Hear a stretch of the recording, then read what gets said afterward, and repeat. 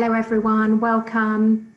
Got you all flooding in slowly, so I'll do some kind of general intros while everyone is flooding in. Firstly, to say welcome.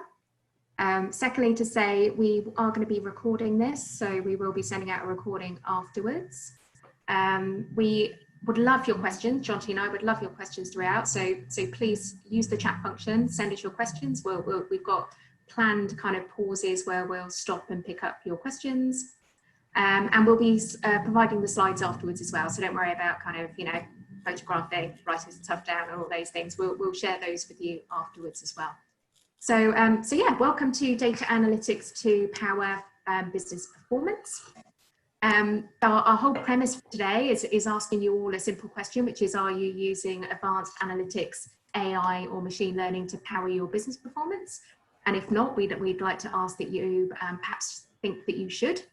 But we also know that perhaps some of you are thinking, okay, that all sounds fine, but where do I begin? So that's what we're going to focus on today, and we're going to give you our insight into how you can use those tools to help your business make or save more money.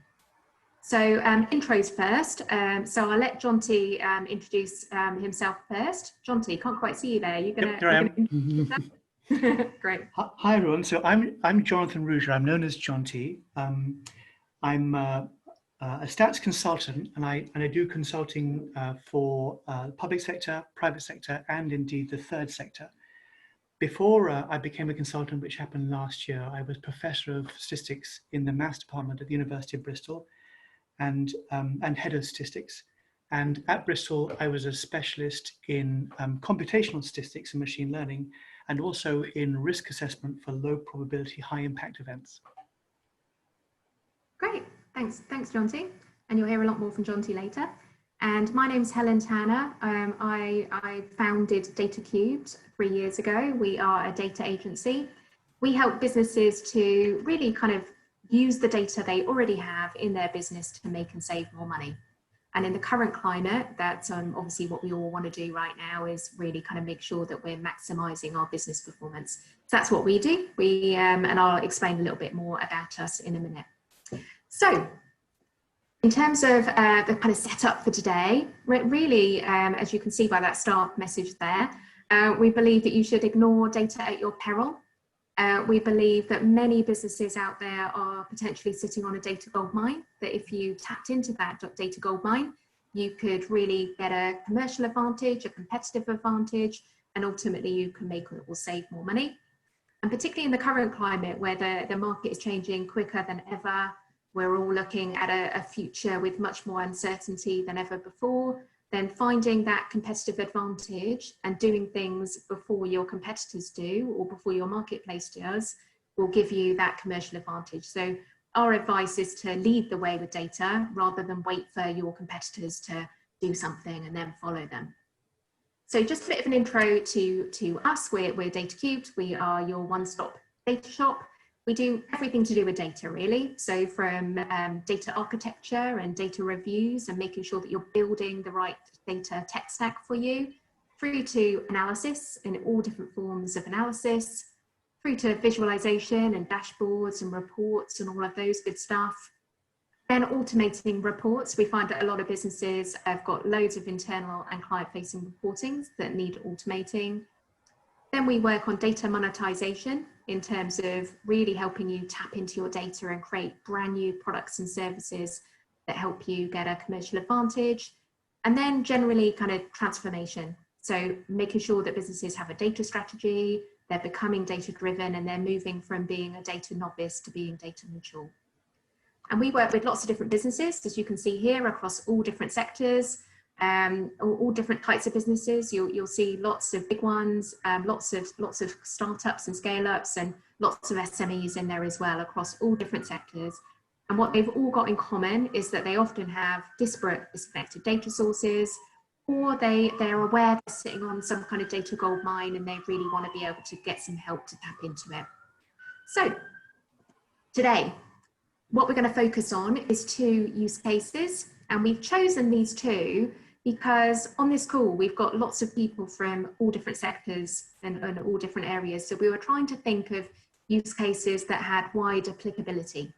So we've chosen the first one, which is all around matching supply to demand, and I'll talk about that in a second. And the second one, that's all about customer segmentation. And we hope that no matter what sector you're in, no matter what business you're in, there will be learnings from this that you can apply to your business. So we've tried to make it so it works across all different sectors and it isn't particularly bound to one sector. And we're going to go through them one by one. So the first one we're going to focus on is this matching supply to demand. And the problem here, we've kind of selected a particular problem around staff rotas. So whether you look at any kind of sector, any kind of business, they normally are people heavy in terms of most of their costs tends to be focused on people. And I put some examples here of the types of businesses that will have lots of people actually serving their customers. So you've got the obvious cafes, restaurants, shops need to have the right people in there. You've got libraries, you've got call centres in lots of big organisations, and you've got emergency services. So what they all have in common is they need to have the right level of people to deliver the right level of service to their audience or to their customers. And getting it wrong, not having the right level of people, could either mean that they give a poor service in some way and potentially they miss out on future opportunities because people don't come back or they complain. Or if they have too much supply for the demand, they can have too high a cost base and therefore too low a profit margin. So either way, it's not good for the business. And what a business really needs is this perfect match of supply and demand. So what I'm going to do is hand you over to Jonty, and he's going to talk you through the way that he would approach this kind of problem. Thanks, Helen. So yes, we chose these two use cases to be quite different one from another and to illustrate the different kinds of things that stats, machine learning and AI can achieve in a business which is data rich. This first one here is we've just got a simple case study, if you like. You run a business, maybe it's a restaurant. To treat your staff fairly, they want to know what their hours are going to be over the next 2 weeks. So you want to be able to organize the shift pattern over the next 2 weeks. And to do that, you're going to need to know which days are going to be busy and which days are going to be quiet and so on. So this particular use case has two components. There's a sort of standard component, which is the time series forecasting, which I'll talk about first, which you'll probably be familiar with.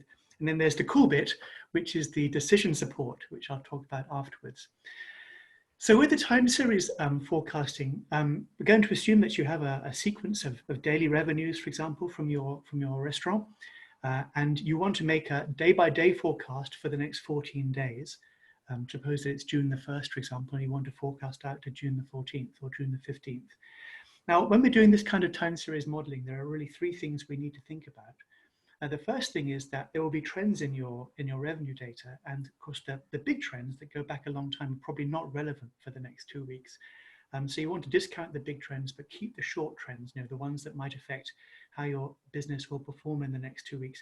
Typically, they're going to reflect things that maybe you don't even know about, but which are impinging upon your business, possibly peripherally. It might be something like, a road diversion, which is changing, journeys or some kind of change in footfall outside your business. These kinds of things, they persist, but you may not know about them, but it's important to recognize them and to include them in the short-term forecasting. The second thing is things that have happened in the past that will continue to happen in the future that allow you to make more accurate predictions. So these are typically features of the calendar, things like what day of the week is it? What month of the year is it? Is it payday? Is it or has it just been a bank holiday? Are we in the school holidays? Is it a festival? Those are all obvious things that you want to include because they have the potential to affect your forecast for your business over the next 2 weeks. And then there are the other things which I think are more interesting from a stats point of view, but and that's because they're a source of uncertainty. There are many things that are known in the past and not known in the future, and the weather is a classic example of that. So we know what the weather was in the past, and so in a sense we can extract the weather signal from your historical data, but we don't know in the UK what the weather will do over the next 2 weeks. I mean, 2 weeks is definitely the forecast horizon, even at the moment, for weather forecasting. In fact, probably you get a breakdown most times of the year in the UK after 4 or 5 days in terms of predictability.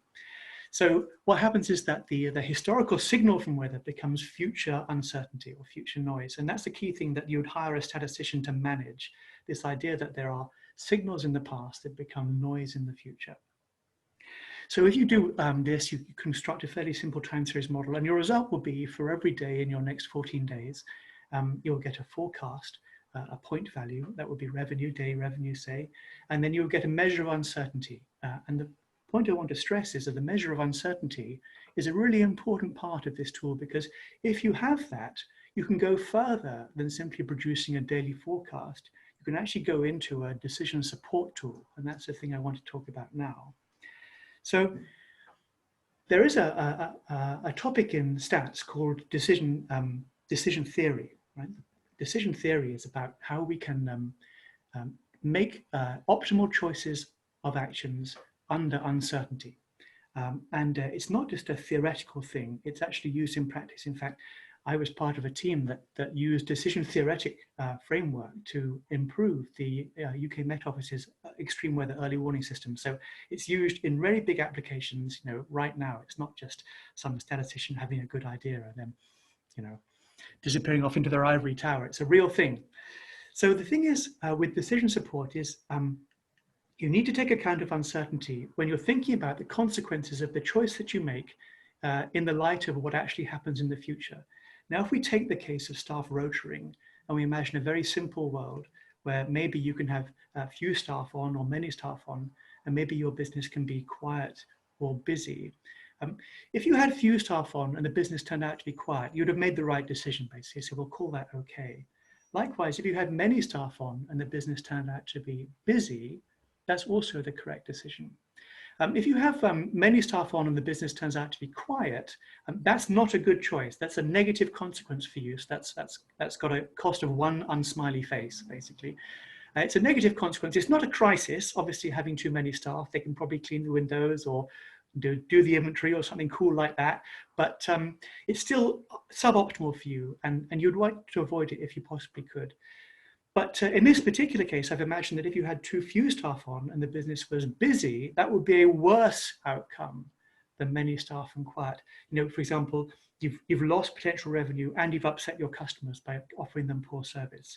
So you wouldn't necessarily want to score these two mismatches this way, but just imagine that you thought that having few staff and busy was a worse mistake than having many staff and quiet. This is the kind of thing that decision theory can take account of, providing that you have uncertainties in your forecasts.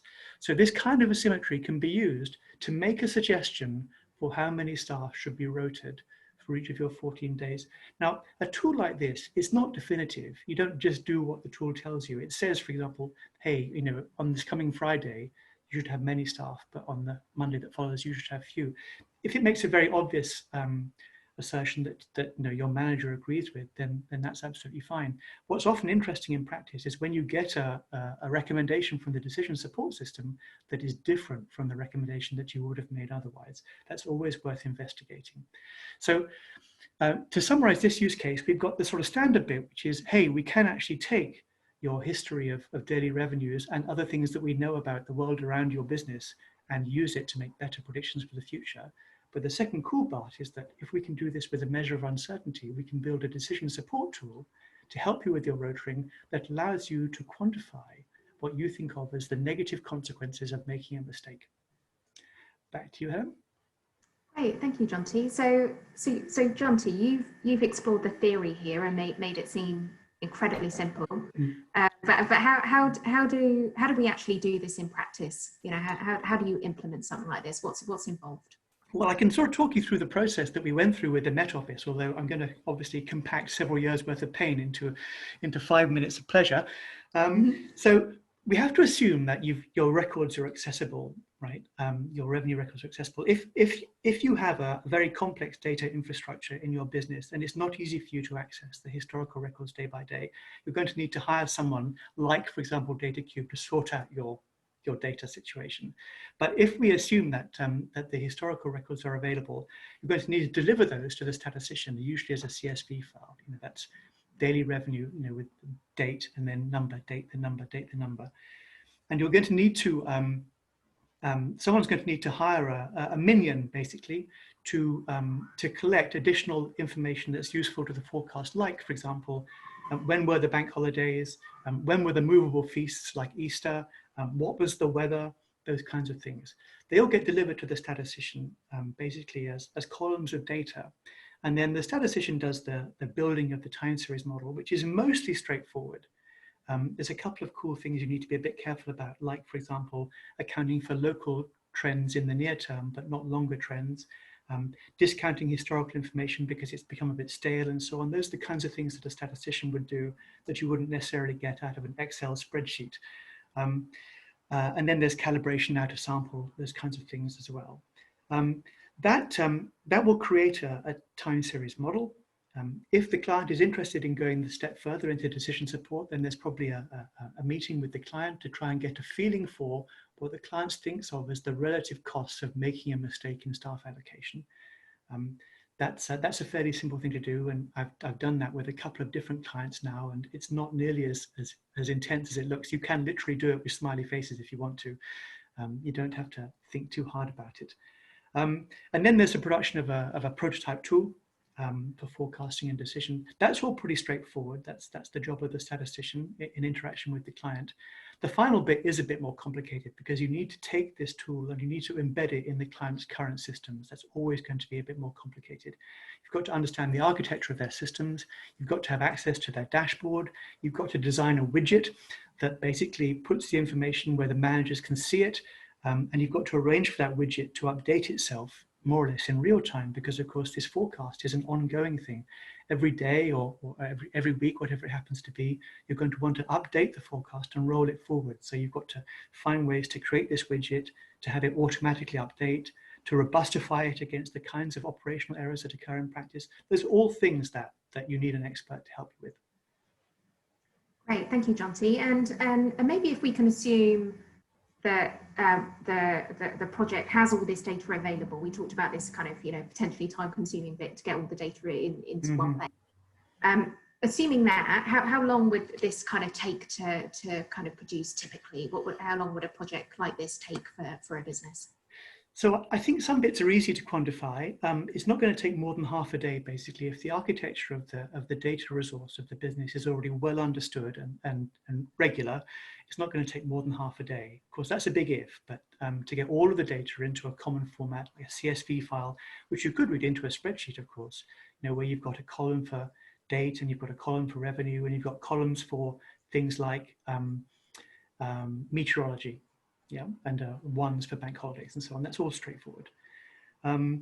The time series modeling, probably about 2 days. It's not really going to take that long, but just occasionally it can go a bit wrong with time series modeling. There's lots of things that don't quite work out, and you need to be cautious here, because if you are creating a forecasting tool on which you're going to make operational decisions, it needs to be robust.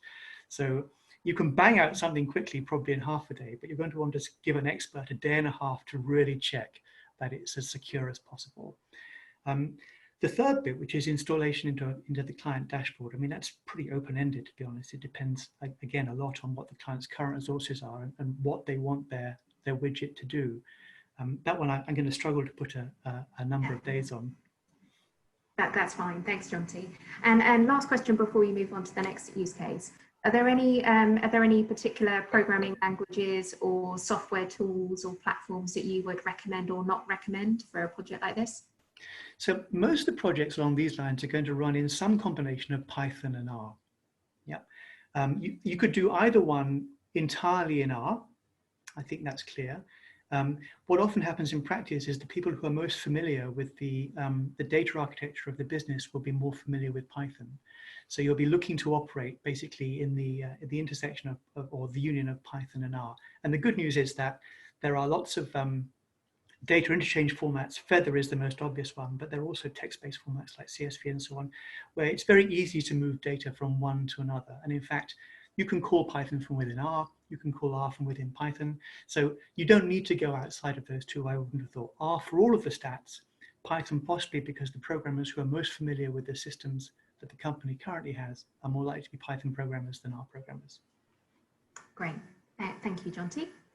Great. Okay, so let's kind of summarize on use case one. So this was all around matching supply to demand, and Jonty's walked through a kind of time series forecasting approach for that. So hopefully you can see how you can use data analytics to drill down into those day-by-day characteristics that impact demand, so that you can then improve the way that you're planning your supply, and ultimately helping businesses to improve efficiency, make sure you don't have more staff or less staff than you need. Really important for staff welfare, of course, and both customer and employee satisfaction, your service levels, getting those right, and ultimately your profit. So hopefully you can see, and here's an example here of, with some of the provisos that we talk through in terms of making sure that you've got the data in the first place in a decent place. This doesn't have to be a massively time-consuming kind of really long project. You could get something done pretty quickly under this basis. Yep. So that's use case 1. We'd welcome questions. Before we go on to use case 2, I just let you know we're open for questions. Send us your questions. I've got some through already, and we'll go through all the questions at the end after use case 2. So next one, use case 2 is all about segmenting customers, and Jonathan's going to talk us through a methodology involving machine learning. So we chose this example because every organization, I think without exception, will have some kind of customers or users or assets or something like that that they need to kind of communicate with or service in some way, and make sure that they don't implement a one-size-fits-all approach. So that's why we chose this one, because we thought it had really wide applicability across every sector and across pretty much every organization. Actually, customer segmentation, for those of us who have actually done this in numerous business, it's really tricky. It's not as simple as you might think it is sometimes. And particularly where you've got irregular data and kind of different things like that confusing the situation. So what we wanted to focus on was this, because actually getting this customer segmentation wrong, or indeed not doing it at all, means that you're missing out on customer insight and potentially issuing non-relevant communications to your customers, or offering the wrong services to customers too. So it's really crucial that a business and an organisation gets this right. So Jonty, what's your solution for this business problem? So this is a really mind-blowing application, actually, and I chose it just because I'm still astounded by what we can do with machine learning in this situation. So I've got a simple example of a supermarket with 2 types of customer. Now, we're not going to know this in practice because these are the segments, but just imagine for the purposes of the narrative that there are 2 types of customer. There's the customer who buys mainly food and toiletries, and there's a customer who buys mainly toiletries and booze. So those are your 2 types of customer. Now, if you were to look at your records over a month or so, you would find, of course, that you could track the same customer coming back into your supermarket, and each time they came in, you would be able to identify the product codes that they bought and the amount that they spent on each product code. And you could, if you did that, you could create a representation of your customers and your products that would look like this, this matrix that's on the screen here. You're going to order your customers. And in this case, we've got all the A customers at the top of the list and all the B customers at the bottom, and you can order your products.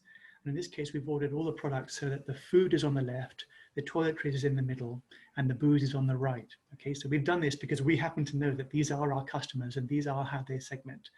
So this is the way you'd like your data to be organized. If you had your data organized this way, you would be in Clover, basically, because you can see, hey, a particular customer, are they a type A or are they a type B?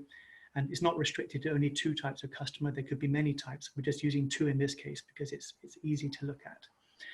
So there's a dot, basically. If you think of this object, this brown rectangle, there's a dot wherever a customer has bought a product. So if you have a customer I who spent some money on product J, there would be a dot in the ith row and the jth column. And really that dot wouldn't just be a dot, it would be the amount of money that customer I spent on product J. So that's what you're seeing here. I've just used noughts and ones just for simplicity, but that's what this would actually be. It would be a representation of how much each customer had spent on each product. And I should point out that this is very generic. I mean, if, for example, each customer was represented by a free text box of some kind, then you could use a language processing to create the same kind of structure where you would have words along the columns instead of products, but the basic idea is exactly the same. So this is the ideal situation where you would like your records to be in this form, because now you know who your customers are, you know whether each customer is an A or a B, and you know why they segment. You know that A customers are food and toiletries and B customers are toiletries and booze. Now, unfortunately, of course, you don't know this. This may not even be true. So your records don't look like this. What they actually look like is this, okay? Because you don't know how to order your customers, right? So that the A's are at the top and the B's are at the bottom. And you don't know how to organize your products, yeah? So that you've got food on the left, toiletries in the middle, and booze on the right. So what we've done here is we've just scrambled the rows and the columns, and this is what you actually see in your records, right? The question is, if you see this in your records, are you capable of extracting from a record like this, right, the segmentation that we know exists in this particular case because we built one in. Now, in general, you don't know whether there's a segmentation. So the question is there an algorithm that will run on an actual record like this? And if there is a segmentation, we'll go ahead and discover it. And the amazing thing is, and I find this truly mind-blowing, is that there is an algorithm that you can run on a data set like this, and it produces the result that you see now in the third panel, where actually we've managed to recover the segmentation by customers that we use to construct the object going in. So just a reminder, you only see the second panel. There is a machine learning algorithm that you can run on the second panel that will extract the third panel, and we can check that the third panel is basically identical to the first. The customers are ordered the same way. We've actually ordered the products in a slightly different way. We've obviously gone food, booze, toiletries, but you can see that even though it's not apparent to you that there is a pattern in the second panel, which is your actual data, and even though your machine learning algorithm has no idea about the fact that there is a pattern, it's gone and done its best job to find a pattern if there is one. And in this case, it's done a terrific job of actually reconstructing, right, the pattern that we know exists. So you have segmented your customers basically by going from panel B to panel C. And when you inspect the product that those customers buy, you will be able to see, hey, there are some customers who are food and toiletries. There are some customers who are toiletries and booze. Okay? So that's why I think it's mind-blowing that there's maths that we can do and there's code that we can write that will take an object like B, like the second panel, and turn it into an object like C. It gives me goosebumps just thinking about it. Great, thank you, Jonty. And I'm sure we've got people on the call who have heard of machine learning, and the way you've described it, it sounds like it happens like magic. Could you kind of explain some of the background without obviously we're not going to go through the code on this call, but could you bring it to life in terms of how it's actually implemented? Sure. So this one, once again, we're going to need to have well-structured records, right? You can't do anything in this business unless you've got a way to access the records. The first thing we need to do is we need to create the object that's the second panel. This is basically a database merge of purchases by customer and product. So it's a standard SQL object. So as long as your database is SQL compliant or equivalent, right, you can construct this object, right? It's a merge by customer and product. Okay, so you need to have your data in a sufficiently accessible form that you can do this merge, but this merge that in itself is a standard operation. Now, this merged object is pretty big, so you're going to need to move it to your statistician or your computer scientist, your machine learner, if you like. It's probably too big in practice for a text-based representation like a CSV. You might have thousands and thousands of customers. So I think the object here is about 400 by 200, but you might have 4,000, 40,000 customers. I mean, you're a big business, obviously, but that's not out of the question. If you drill down to individual product codes, you might have hundreds, thousands, even tens of thousands of products, right, in some cases. So we have to imagine that this object could be really large. So you're probably not going to want it in a text-based format. You're going to have to do your SQL merge and then write it out in a data transfer format, an interchange format like Feather, so that your statistician can get hold of it and read it into an environment like R. Now, the basic magic is all driven by a very famous algorithm in computer science called the singular value decomposition, the SVD, which is a great thing. I love it because it's great both from a theoretical point of view. You can do tons of theory with the SVD, but also practically you can actually program with it.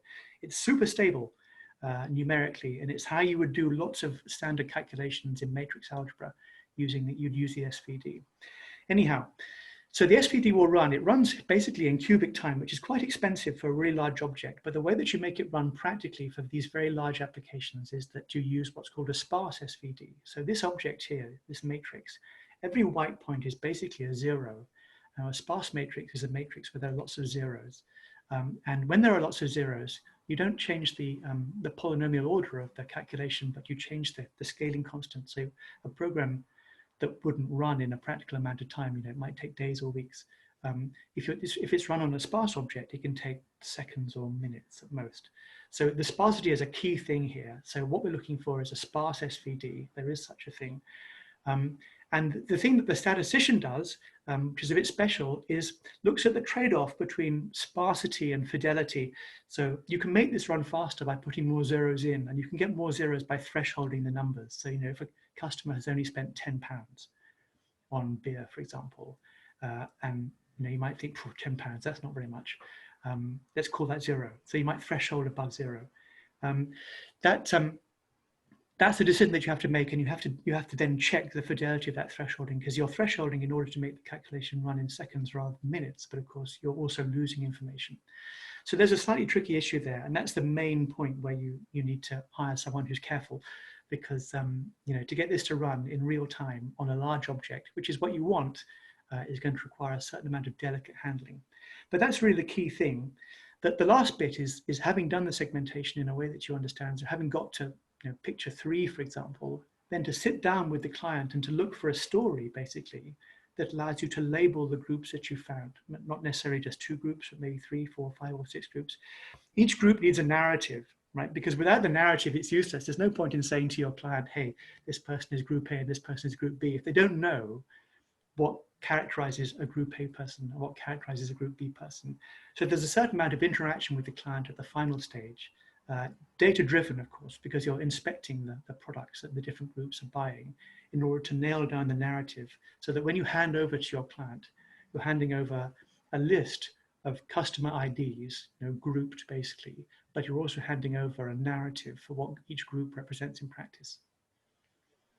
Great, thank you, John T. And I think, I can echo that need for the business user to be working really closely with the data scientist and not to be working in isolation. Otherwise, as you say, you end up with something that potentially is highly interesting statistically, but not commercially valuable. So you need that working in partnership bit, don't you, to actually make sure it's actionable.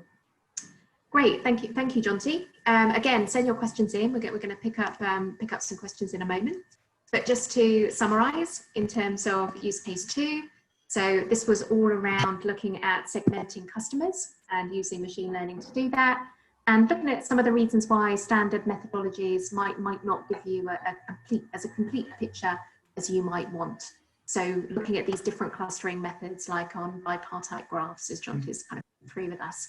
And this is all about the end result here being about giving you new insights into the customers you have, so that you can deliver super relevant, super targeted communications and services in a confident, robust way, rather than doing everything in a one-size-fits-all, or doing everything with some kind of segmentation model that perhaps you don't trust and value as much as you might do otherwise. So those are the 2 use cases in terms of, and this has all been about helping you to look at how you can use data to make quicker, smarter decisions. So let's take some questions. So we've got a couple from John, John Steedman. John, would you? I'm gonna see if you'd like to come on and talk and ask those questions directly. You can pick the one that you think is the most relevant. So let me see if I can allow you to talk, and hopefully we can hear from you.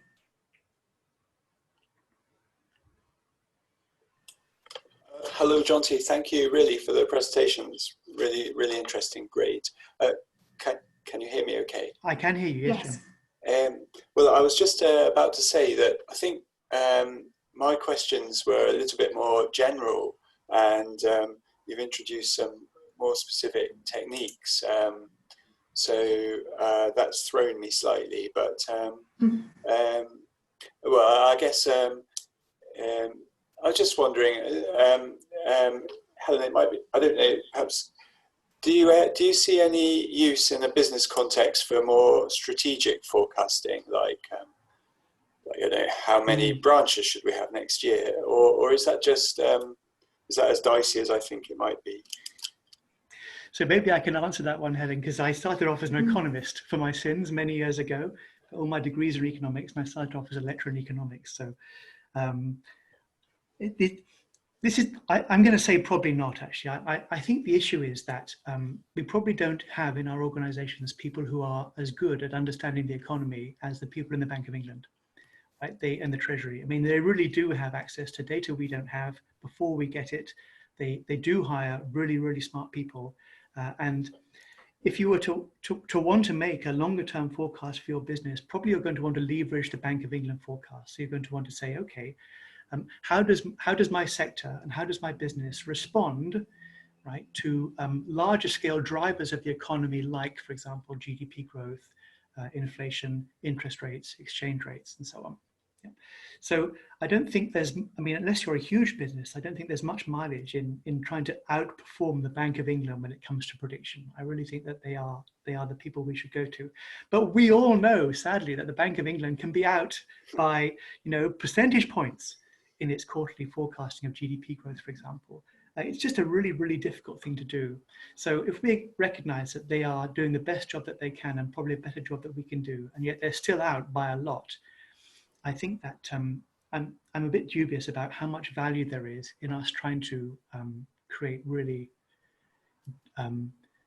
quantitative predictions for how the economy is going to perform and how our business will perform on the back of that. That seems like a stretch to me, but I think there's huge value in optimizing our business performance over the things that we know we can forecast, which is the short horizon of, say, two to 4 weeks, maybe up to 3 months. Does that answer your question, John? And do you have any other ones? Yeah, fantastic. Thank you. Yeah, we're all in the hand of the economic forces, I guess. Thank you. Well, again, I don't know if this is a good question now, but but I know this anyway. Do you see any? Is there ever any benefit in trying to segment people's customers' history rather than just looking at the last 3 months of combinations of purchases? Would there be any actual practical benefit in your experience, please, Jonty, in seeing whether customers are sort of migrating from one type of purchase pattern to another, and somehow building that into segmentation work? Just wondering. So I'll leave Helen to answer the business value of that kind of operation, but I'll definitely confirm that we can do it from a numerical point of view. So basically, if you were to do the exercise of segmentation month by month using monthly revenue, or maybe you'd need a slightly longer period, then essentially what you get is you get a way of scoring each customer according to the current segmentation. And so you can apply that score, right, to the customer through time, and you can see how their score possibly has them drifting from people who are more like type A to people who are more like type B. That's definitely conceivable.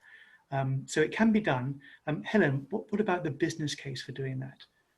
Yeah, no, I think it's a really good question, John. And I think often, when I've been involved in customer segmentation projects, there's this view of let's do it once, right? As this standalone one-off project. And of course, as we all know, as consumers ourselves, we change, and as do our customers. So I think that's really critical to look at how your customers change and how they evolve. Of course, it's linked to how your business evolves and how your products evolve. You might stop and start different products at different points. So I think Jonty's ran through the process, but the commercial advantages of it, I agree. I think they're really key. So yeah, thank you for your questions, John. I've got a couple of others, so I will mute you if you don't mind. Thank you. So next question, is from Dan. So Dan's asked if there's a standard way that you could go about making a piece of analysis transparent for a customer in the longer term after deployment. And I guess this kind of hints at this feeling perhaps that people might see some of these tools as a bit black box. I think that's potentially what Dan's alluding to here. What's your thought on that, Jonty? On because clearly you know as everyone can see, you're very you're very passionate about data, you make data simple. How would you go about making that analysis transparent to a customer? So this is a really good question, and it's a key issue. And unfortunately, I don't think there's a clear or good answer. The thing that you can do, which is completely transparent, is you can make all your code available. So the algorithm by which you make a forecast, for example, can be completely clear and transparent and reproducible. So that algorithm will exist as computer code, and you can go through that code line by line to see what it's doing. You can rerun it on the same data to check that you get the same numbers out.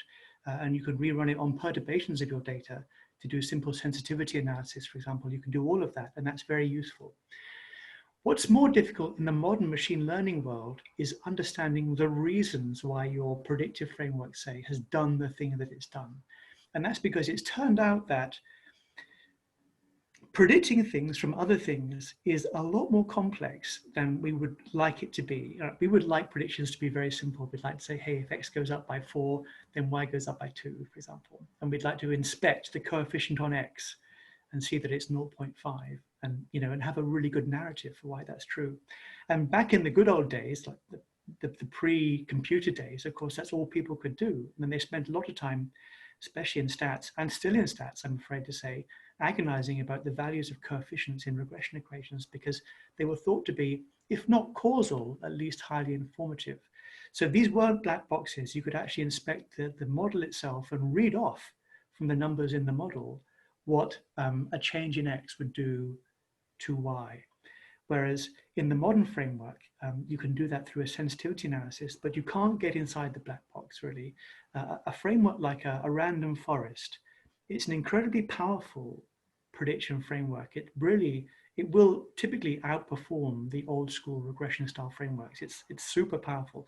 And the reasons for its power and its predictability are well understood at a theoretical and a practical level. So we understand why it's powerful.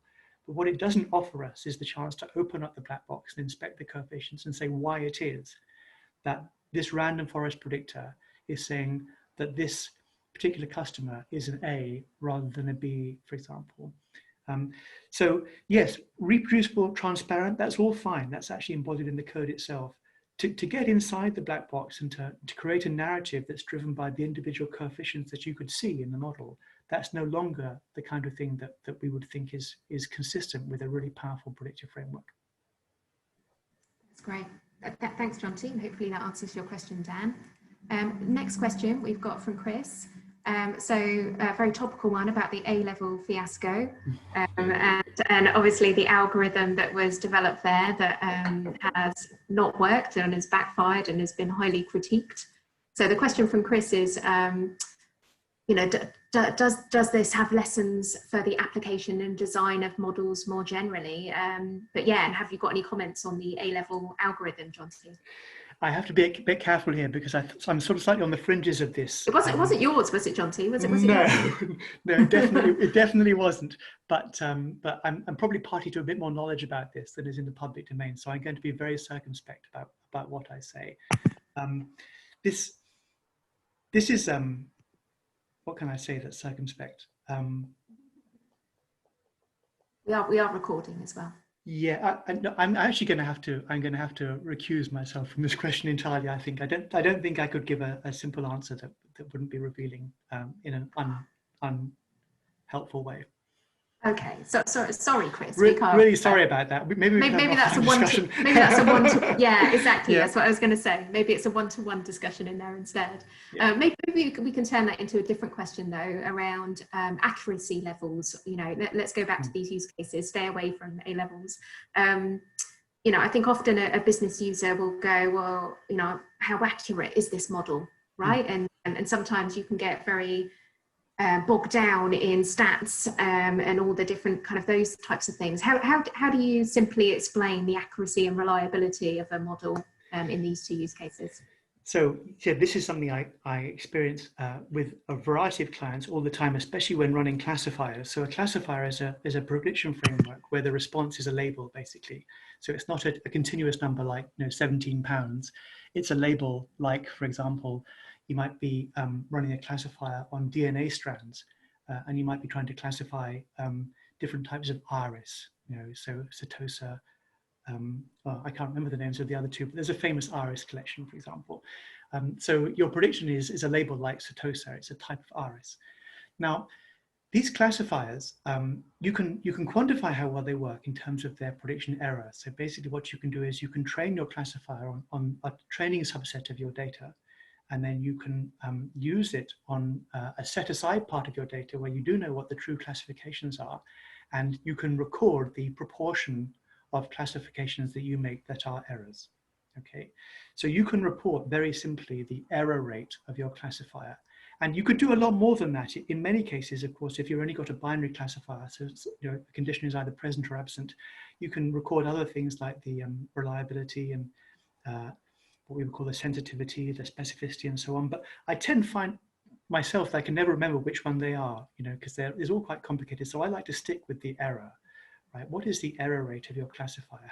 What proportion of the labels did it get wrong? And the key question you need to know is basically whether your classifier is outperforming a much simpler classifier that someone else could build with the same data that you had. And the simplest classifier of all is where you simply guess randomly about what label it is, but the guesses are weighted by the proportion of that label in the training data set. So if the training data set is 70%, 20%, 10% for levels A, B, and C, then you just toss a coin, and 70% of the time you say A, and 20% of the time you say B, and 10% of the time you say C. Right? That's a sensible guessing classifier, and it's not crazy at all. In fact, if 95% of your cases are A, this is a good classifier. It's hard to outperform. So the key question for me is always, can your, say, random forest classifier outperform a sensible guessing classifier by a business relevant amount, not 0.001 of a percentage point, but something like 1 or 5 percentage points. So you can always answer that question. So whenever you build a classifier, you set aside, say, 10% of your training data, right, for out of sample validation. You report the error rate for sensible guessing, which is, say, 35%, and you report the error rate for your, say, random forest classifier, which might be 29%.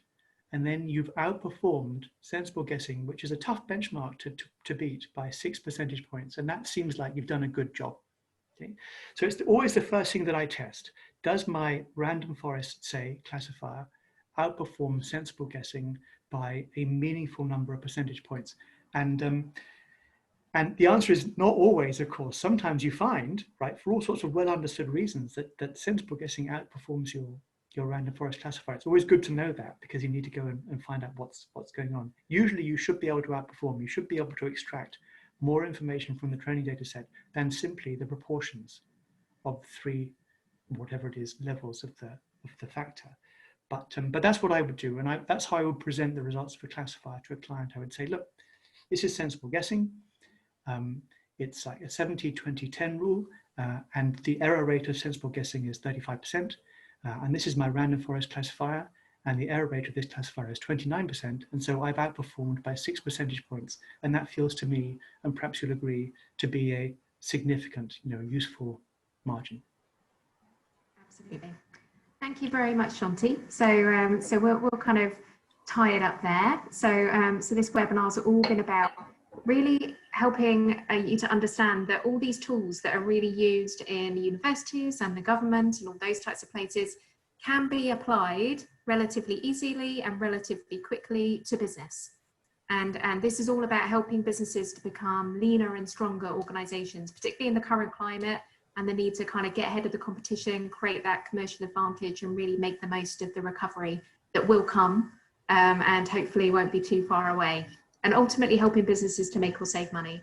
So that was what this was all about today, was that there are these tools out there that you can harness to improve your business performance. So thank you ever so much for your time. My name's Helen Tanner. Please connect with me on LinkedIn. Jonty is not on LinkedIn because he's far too cool for that, aren't you, Jonty? Contact Jonty via me. He's more elusive. And we will be sending out the slides, the recording, and all of that good stuff after this. So thank you very much for your time. If you have any one-to-one questions, please drop us a line individually as well, and we'll pick those up with you. But thank you very much. Thank you.